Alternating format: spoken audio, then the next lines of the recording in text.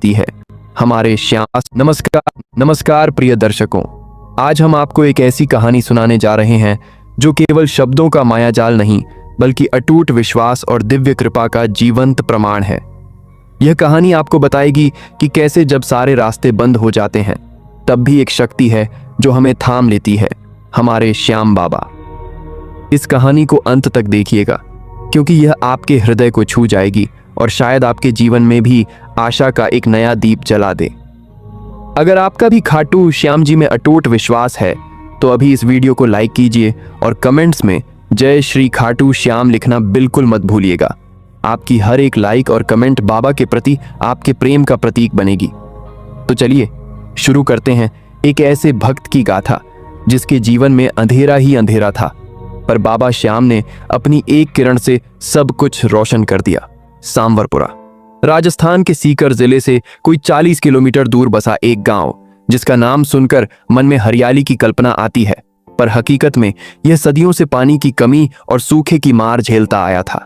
सूरज की तपिश ऐसी कि पत्थर भी पिघल जाएं और धरती ऐसी रूखी कि उसमें दरारें पड़ चुकी थीं, मानो वह पानी की प्यास में तड़प कर फट गई हो। इस गांव में जीवन एक निरंतर संघर्ष था। हर दिन हर पल इन्हीं सूखी जमीनों के बीच एक छोटा सा कच्चा मकान था। इसकी दीवारें मिट्टी और गोबर से लिपी हुई थीं और छत खपरेल की थी जो गर्मी और धूल से बचाने का असफल प्रयास करती थी। इस घर में रहती थी एक छोटी सी खुशहाल दुनिया। मोहन, उसकी पत्नी राधा और उनकी 2 मासूम बेटियां किरण और प्रीति। मोहन पेशे से किसान था, या यूं कहें कि वह किसान बनने की जिद पाले हुए था, क्योंकि खेती तो यहाँ दशकों से हो नहीं पाती थी। मोहन के सपने भी इस जमीन की तरह ही सूखे थे। बचपन में उसने अपने दादाजी से कहानियां सुनी थीं कि कैसे कभी यहाँ लहलहाती फसलें होती थीं, गायें चरती थीं और कुओं में पानी छलकता था। दादाजी हर साल फाल्गुन मेले में खाटू श्याम जी के दर्शन को जाते थे और लौटकर बाबा की कृपा के किस्से सुनाते थे।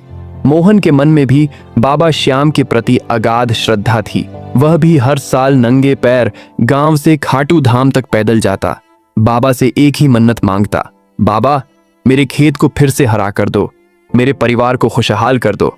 परंतु बाबा शायद उसकी सुन नहीं रहे थे। पिछले 5 सालों से बारिश ने रूख मोड़ लिया था। खेत पर कुछ भी बोने का मतलब था सिर्फ पैसे और उम्मीद दोनों को बर्बाद करना। गांव के अधिकतर पुरुष शहरों की ओर पलायन कर गए थे मजदूरी करने। मोहन ने भी कई बार सोचा, पर अपने खेत और मिट्टी से उसका लगाव उसे जाने नहीं देता था। उसे लगता था अगर मैं भी चला गया तो इस जमीन का क्या होगा, और बाबा श्याम जो उसके पुरखों के देवता थे उनका क्या। कैसे चलेगा मोहन? राधा ने एक रात अपनी टूटी चारपाई पर बैठे हुए मोहन से पूछा। उसकी आवाज में वर्षों की थकान और निराशा घुल चुकी थी। किरण और प्रीति को देखो, ठीक से खाना भी नहीं मिल पाता। गांव के बच्चे स्कूल जा रहे हैं, हमारे बच्चे बस घर में बैठे हैं। मोहन ने गहरी सांस ली। उसकी आंखें आसमान में तारों को घूर रही थीं, मानो बाबा श्याम को उन तारों के बीच खोज रहा हो। क्या करूं राधा, शहर जाने का मन नहीं करता। ये जमीन मेरे दादाजी की आत्मा बसती है इसमें। जमीन तो तब काम आए जब उसमें कुछ उगे, राधा ने कड़वाहट से कहा। अब तो लगता है बाबा श्याम भी हमसे रूठ गए हैं। राधा के ये शब्द मोहन के दिल में तीर की तरह चुभे। उसका विश्वास जो हर दिन की कठिनाई में भी अटल रहता था डगमगाने लगा। क्या सच में बाबा ने उन्हें छोड़ दिया था? इतने वर्षों की भक्ति, इतनी बार पैदल यात्राएं, क्या सब व्यर्थ थीं? उसके मन में एक भयानक विचार आया, शायद खाटू श्याम जी सिर्फ मंदिरों में ही रहते हैं, सूखी जमीनों पर उनकी कृपा नहीं पहुंचती। यह विचार उसके लिए एक पाप समान था, पर उसकी लाचारी इतनी बढ़ गई थी कि वह खुद से ही सवाल करने लगा था। अगले दिन सुबह मोहन ने एक कठोर निर्णय लिया। उसने राधा से कहा, राधा अब और नहीं, मैं शहर जाऊंगा, मजदूरी करूंगा, अपनी बेटियों को भूखा नहीं देख सकता। राधा ने राहत की सांस ली, पर मोहन का दिल भारी था। एक छोटी सी गठरी बांधी। घर से निकलते हुए उसने एक बार फिर अपने बंजर खेत को देखा, फिर आसमान की ओर जहां सूरज अपनी पूरी तपिश बिखेर रहा था। उसकी आंखें नम थीं। तभी उसकी छोटी बेटी प्रीति दौड़ती हुई आई। बाबा आप कहाँ जा रहे हो? बाहर काम पर जा रहा हूं बेटा, मोहन ने रूंधे गले से कहा। जल्दी आऊंगा। उसने प्रीति को अपने सीने से लगाया, जैसे अपनी सारी बची हुई उम्मीद को उसमें समेट लेना चाहता हो। उस मासूम चेहरे में उसे बाबा श्याम की एक झलक दिखी और उसके मन में एक आखिरी प्रार्थना उठी, बाबा मुझे माफ करना, यह आपकी जमीन है, पर मैं इसे ऐसे नहीं छोड़ना चाहता था। बस अपनी बेटियों के लिए जा रहा हूं। और फिर भारी कदमों से मोहन ने शहर की ओर अपनी यात्रा शुरू कर दी, अपने पीछे सूखी जमीन, टूटे सपने और एक डगमगाते हुए विश्वास को छोड़ते हुए। उसे नहीं पता था कि यह यात्रा उसे कहां ले जाएगी और क्या बाबा श्याम सच में उसके पीछे पीछे आ रहे थे, एक नए चमत्कार की तैयारी करते हुए। अपने गांव से निकलकर मोहन जब शहर के बड़े रेलवे स्टेशन पर उतरा तो उसे लगा जैसे वह किसी और ही दुनिया में आ गया हो। गांवों की शांति और धूल भरी पगडंडियों के उलट यहाँ कंक्रीट के जंगल थे, गाड़ियों का हॉर्न और लोगों का अंतहीन शोर। हर चेहरा भागा दौड़ी में था, किसी को किसी की परवाह नहीं। मोहन को लगा जैसे वह इस भीड़ में एक तिनका मात्र है जो बस हवा के भरोसे कहीं बहता जा रहा है। शहर में रहने वाला उसका एक दूर का रिश्तेदार था, रमेश। रमेश ने उसे अपने पास बुला तो लिया था, पर उसकी मदद भी सीमित ही थी। मोहन को एक कंस्ट्रक्शन साइट पर दिहाड़ी मजदूरी मिल गई। काम बेहद थकाऊ था। सुबह से शाम तक ईंटें ढोना, सीमेंट के बोरे उठाना और बदले में इतनी दिहाड़ी मिलती कि मुश्किल से खाने का खर्च निकल पाता। रोज शाम को थका हारा मोहन रमेश के छोटे से कमरे पर लौटता। शरीर का दर्द इतना होता कि नींद भी मुश्किल से आती। उसकी आंखों के सामने अपनी बेटियां घूमती रहती, किरण और प्रीति। उन्हें भरपेट खाना मिला होगा या नहीं? राधा कैसी होगी? क्या उसकी जमीन पर कभी बारिश होगी? ये सवाल उसके जहन में कीड़े की तरह कुलबुलाते रहते। शहर में आने के बाद मोहन की बाबा श्याम के प्रति आस्था का अंतिम धागा भी टूटने लगा था। मंदिर यहां भी थे, पर वे सांवरपुरा के छोटे से शांत मंदिर जैसे नहीं थे। यहाँ बड़े बड़े चमकदार मंदिर थे जहां दान पेटियां भरी रहती थीं, और मोहन को लगता था कि वहां सिर्फ अमीरों की सुनवाई होती है। उसकी जैसी छोटी दबी हुई आवाज वहां कौन सुनेगा? वह जानता था कि बाबा श्याम तो सबके हैं, पर उसका मन यह मानने को तैयार नहीं होता था कि इस चमक धमक में उसकी सादगी और उसकी सच्ची पुकार की कोई जगह होगी। एक शाम रमेश ने उसे देखा, उदास और गुमसुम। क्या बात है मोहन, गांव की याद आ रही है क्या? मोहन ने आह भरकर कहा। गांव की नहीं रमेश, बाबा श्याम की याद आ रही है। बचपन से सुनता आया हूं कि बाबा सबकी सुनते हैं, पर मेरी सुन नहीं रहे। खेत सूखे पड़े हैं, परिवार भूखा है। लगता है मेरा विश्वास ही कच्चा पड़ गया। रमेश, जो थोड़ा पढ़ा लिखा था, मुस्कुराया। बाबा श्याम किसी की सुनवाई नहीं छोड़ते मोहन। शायद तुम उन्हें गलत जगह खोज रहे हो। बाबा तो मन में बसते हैं, चाहे तुम कंस्ट्रक्शन साइट पर काम कर रहे हो या किसी महल में। कभी फुर्सत मिले तो खाटू धाम चला जा, दिल को सुकून मिलेगा। रमेश की बात ने मोहन को सोचने पर मजबूर किया। खाटू धाम, उसने कितनी बार यात्रा की थी वहां की, पर अब तो उसके पास यात्रा के लिए पैसे भी नहीं थे। और अगर पैसे होते भी तो क्या फायदा? जब बाबा सुन ही नहीं रहे तो क्यों जाऊं? दिन बीतते गए।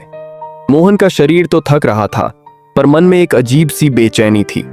वह काम पर जाते हुए अक्सर एक छोटे से मंदिर के सामने से गुजरता, जहां लाउडस्पीकर पर खाटू श्याम जी के भजन बजते रहते थे। पहले तो वह अनसुना कर देता, पर धीरे धीरे उसके कदम रुकने लगे।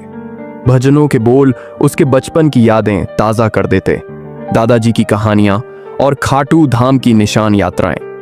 एक दिन कंस्ट्रक्शन साइट पर काम करते हुए एक मजदूर ने उसे बताया, भाई, फाल्गुन का मेला आने वाला है खाटू धाम में। बड़ी धूम रहती है वहां। सुना है बाबा श्याम सबकी मुराद पूरी करते हैं। मोहन के कानों में यह बात गूंज गई। फाल्गुन मेला, यह तो वही समय था जब उसके दादाजी यात्रा पर जाते थे। उसके मन में एक लहर उठी, जैसे सदियों से सूखे पड़े कुएं में पानी की एक बूंद गिर गई हो, पर अगले ही पल वह बुझ गई। मेरे पास पैसे कहाँ हैं बाबा? उसने मन ही मन कहा, और न ही इतनी हिम्मत कि पैदल जा सकूं। उसने अपनी दिहाड़ी का हिसाब लगाया। परिवार को पैसे भेजना भी जरूरी था। जो पैसे बचते उनसे खाटू तक पहुंच पाना असंभव था। विश्वास और निराशा के बीच मोहन का मन लगातार झूल रहा था। एक रात उसे अपनी बेटी किरण का सपना आया। किरण अपने छोटे छोटे हाथों से सूखी जमीन पर पानी डालने की कोशिश कर रही थी। मोहन की नींद टूट गई। वह पसीने से लथपथ था। उस सपने ने उसे हिला दिया। उसे लगा यह बाबा का ही कोई इशारा है। उसने फैसला किया। अगले दिन उसने रमेश और अपने साथी मजदूरों को बताया कि वह फाल्गुन मेले में खाटू धाम जाना चाहता है। सब हैरान रह गए। कैसे जाएगा मोहन? पैसे कहाँ हैं और काम भी छूट जाएगा। मोहन ने दृढ़ता से कहा, पैदल जाऊंगा। बचपन में भी तो दादाजी के साथ जाता था। चाहे कितने दिन लगें, चाहे कितने कष्ट हों, मैं एक बार फिर बाबा को पुकारूंगा। अगर इस बार भी बाबा ने नहीं सुना तो समझ लूंगा कि शायद मेरी किस्मत में यही लिखा है। ये कोई विश्वास की बात नहीं थी, यह उसकी हताशा में उपजी एक अंतिम कोशिश थी, एक आखिरी उम्मीद। उसके पास खोने को और कुछ बचा भी नहीं था। उसने अपनी बची हुई दिहाड़ी में से कुछ पैसे गांव भेजे और जो थोड़े बहुत बचे थे उन्हें संभाल कर रख लिया। रात का अंधेरा था जब मोहन ने शहर छोड़ा। उसकी आंखों में अब नींद नहीं थी, सिर्फ खाटू धाम की धुंधली सी तस्वीर थी। वह जानता था कि यह रास्ता आसान नहीं होगा, मीलों पैदल चलना होगा बिना किसी सहारे के, पर उसके पैरों में जैसे कोई अदृश्य शक्ति आ गई थी। वह चल पड़ा था, अपने मन के सारे सवालों को लेकर, अपने अंतिम विश्वास की डोर को थाम कर, एक ऐसी यात्रा पर जहां उसे नहीं पता था कि बाबा श्याम उसे मिलेंगे या सिर्फ एक और निराशा। पर एक बात तय थी, यह यात्रा उसके जीवन का निर्णायक मोड़ साबित होने वाली थी। शहर के कोलाहल से दूर मोहन अब राजस्थान की उन सुनसान पगडंडियों पर था जहां कभी उसके दादाजी चला करते थे। दिन की गर्मी तपती हुई, रात की ठंड हड्डी पसली गलाने वाली। उसके पैरों में छाले पड़ चुके थे, शरीर थक कर चूर था, पर मन में एक अजीब सी धुन सवार थी। खाटू धाम पहुंचना है। हर उगता सूरज और हर ढलती शाम उसे अपनी मंजिल की याद दिलाती थी। वह अक्सर रुककर आसमान की ओर देखता, पर उसे कोई संकेत नहीं मिलता। 3 दिन की यात्रा के बाद मोहन की हिम्मत जवाब देने लगी थी। उसने एक पेड़ के नीचे सुस्ताने के लिए सोचा।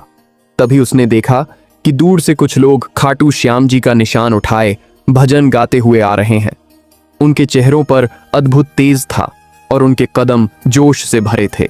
जैसे ही वे मोहन के पास पहुंचे, उनके जत्थे के मुखिया, एक बुजुर्ग व्यक्ति जिनकी दाढ़ी सफेद थी और आंखों में शांति थी, रुक गए। बेटा, कहां जा रहे हो? खाटू धाम। मोहन ने सिर हिलाया। उसकी आवाज थकान से भर्राई हुई थी। जी बाबा, पर अब हिम्मत नहीं बची। बुजुर्ग मुस्कुराए। हिम्मत मत हारो बेटा, ये बाबा की राह है। यहां हर कदम पर बाबा साथ होते हैं। हम भी खाटू धाम जा रहे हैं, आओ हमारे साथ चलो। मोहन को लगा जैसे बाबा श्याम ने ही उन्हें भेजा हो। उसने अपनी छोटी सी गठरी उठाई और उन भजन मंडली के साथ हो लिया। ये लोग राजस्थान के अलग अलग गांवों से आए थे और खाटू श्याम जी के प्रति उनकी अटूट श्रद्धा थी। वे चलते भी जाते और भजन गाते जाते, हारे का सहारा बाबा श्याम हमारा। मोहन को बरसों बाद इन भजनों में एक अजीब सा सुकून मिला। उसके बचपन की यादें ताज़ा हो गईं। एक शाम जब वे एक छोटे से पड़ाव पर रुके थे तो बुजुर्ग ने मोहन को अपने पास बुलाया। बताओ बेटा, क्यों परेशान हो? बाबा को अपनी सारी बात बताओ। मोहन ने अपनी पूरी कहानी सुनाई। सूखे खेत, परिवार की गरीबी, शहर में मजदूरी और कैसे उसका विश्वास डगमगा गया था। उसने बताया कि कैसे उसे लगा कि बाबा ने उसे छोड़ दिया है। बुजुर्ग ने ध्यान से सुना, फिर उसके कंधे पर हाथ रखा। बेटा, बाबा कभी किसी को नहीं छोड़ते। तुम ही उनसे दूर हो गए थे। जब तुम्हारे खेत सूखे, जब तुम शहर गए, तब भी बाबा तुम्हारे साथ थे। यह सब उनकी ही लीला थी, ताकि तुम उन्हें और करीब से जान सको। मोहन की आंखों में आंसू आ गए। तो क्या बाबा मेरी सुनेंगे? बाबा सबकी सुनते हैं, बुजुर्ग ने कहा। बस हमें सुनने का मन और विश्वास होना चाहिए। तुमने एक बड़ी गलती की, तुमने बाबा पर सवाल उठाया, पर अब तुम वापस उनकी चौखट पर जा रहे हो। यह तुम्हारी आस्था की अग्नि परीक्षा है। अगली सुबह जब वे फिर से यात्रा पर निकले तो मोहन के मन में एक नई ऊर्जा थी। उसके पैरों का दर्द अब कम महसूस हो रहा था। उसे लगा जैसे बाबा श्याम खुद उसके साथ चल रहे हों। भजन मंडली के साथ चलते हुए मोहन ने महसूस किया कि उसका विश्वास फिर से जागृत हो रहा है। वह अब शिकायत नहीं कर रहा था, बल्कि बाबा से क्षमा मांग रहा था। यात्रा के चौथे दिन वे एक छोटे से गांव से गुजर रहे थे। गांव के बाहर एक पुराना सूखा कुआं था। गांव वालों ने बताया कि यह कुआं दशकों से सूखा पड़ा है। जैसे ही मोहन और मंडली उसके पास से गुजरे, अचानक से कुएं के भीतर से कुछ आवाज आई। सब चौंक गए। उत्सुकतावश वे कुएं के पास गए और जो देखा उस पर उन्हें विश्वास नहीं हुआ। कुएं के बिल्कुल नीचे, जहां सिर्फ सूखी मिट्टी थी, वहां से पानी का एक छोटा सा सोता फूट रहा था। धीरे धीरे सोता बड़ा होता गया और कुएं के तल में पानी भरने लगा। गांव वाले दौड़कर आए, अपनी आंखों पर विश्वास नहीं कर पा रहे थे। ये कैसे हो सकता है? ये कुआं तो बिल्कुल सूखा था। एक बूढ़ा ग्रामीण चिल्लाया, ये खाटू श्याम बाबा का चमत्कार है। आप लोग बाबा श्याम के भक्त हैं, इसलिए बाबा ने यहां पानी बरसा दिया। मोहन हक्का बक्का रह गया। उसकी आंखों में चमक आ गई। यह क्या था? क्या बाबा सच में? यह पहला संकेत था। उसे लगा बाबा ने सुन ली उसकी पुकार। यह चमत्कार सिर्फ उस कुएं के लिए नहीं था, यह मोहन के सूखते विश्वास के लिए था। उसने मन ही मन बाबा को प्रणाम किया। उसके होठों पर बरसों बाद एक सच्ची मुस्कान आई। बाबा, आप सच में हैं, आप मुझे कभी नहीं छोड़ते।